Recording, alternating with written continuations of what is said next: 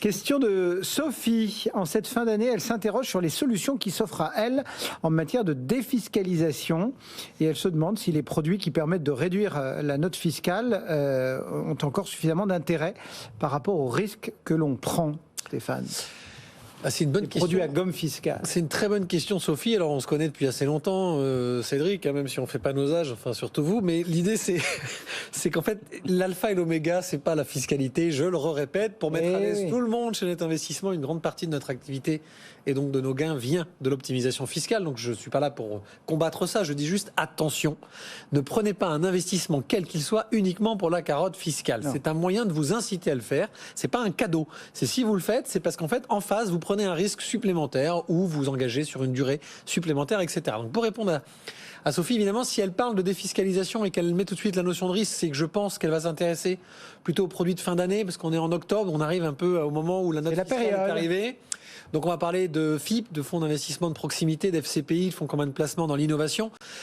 Bien sûr qu'il y a un intérêt aujourd'hui, puisque la réduction d'impôt est redevenue plus intéressante qu'elle ne l'a été à un moment donné. Donc cette notion de prime de risque, c'est-à-dire quel est l'avantage fiscal qu'on vous donne d'un côté pour absorber finalement le fait que vous investissez dans de l'économie de proximité, donc des entreprises plutôt petites, non cotées, ou carrément dans l'innovation, donc des entreprises qui ont un risque potentiel de ne pas réussir soit leur amorçage, soit leur développement de projet. Donc FIP, FCPI, Sophie, oui, attention, là on est sur des produits quand même très risqués, avec un vrai risque en capital. Et la carotte fiscale, si elle est là, c'est pas pour rien.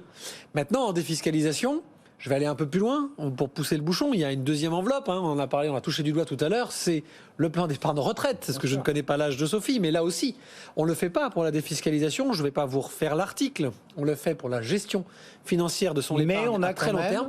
Mais il y a un vrai avantage fiscal à le faire parce qu'aujourd'hui, finalement, si vous êtes un peu malin et que vous reprenez la typologie d'exemple de Christian tout à l'heure par rapport au PEA, sur le PEA, vous pouvez faire la même chose. C'est-à-dire, en fait, en gros, les sommes que vous allez amorcer au départ vont vous créer des réductions d'impôts que vous allez réinvestir les années d'après. Et au final, vous finissez par faire des petits avec vos réductions d'impôts cumulées. Troisième point de défiscalisation, alors, encore une fois, et il reste 3 mois à peine, ma chère Sophie, si vous voulez profiter du dispositif Pinel.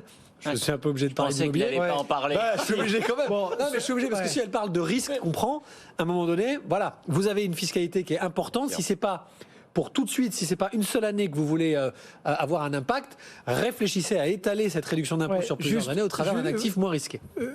Mettons les pieds dans le plat. Oui. Là, justement, il ne reste que 3 mois pour le Pinel.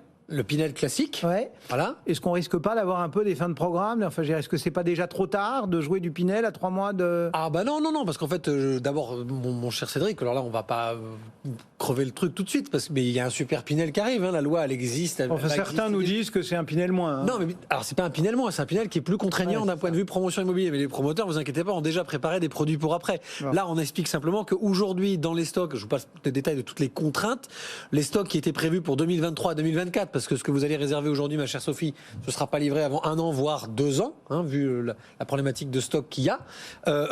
C'était des produits qui auraient pu très bien rester dans un Pinel classique sans changement de loi, ni impact, loi climat et résilience, etc. Donc, il n'y a pas de sujet là-dessus. Ok. La seule, effectivement, petite précision, c'est que si vous voulez défiscaliser avant la fin de l'année, si vous faites un Pinel, vous allez commencer à défiscaliser le jour de la livraison du bien de mémoire, c'est-à-dire dans 1 ou 2 ans. Tandis que si vous souscrivez un PER, vous pouvez défiscaliser dès aujourd'hui sur les revenus encaissés cette année. Voilà, Sophie, quelques éléments à avoir en tête autour de ces produits qui permettent de réduire la facture fiscale.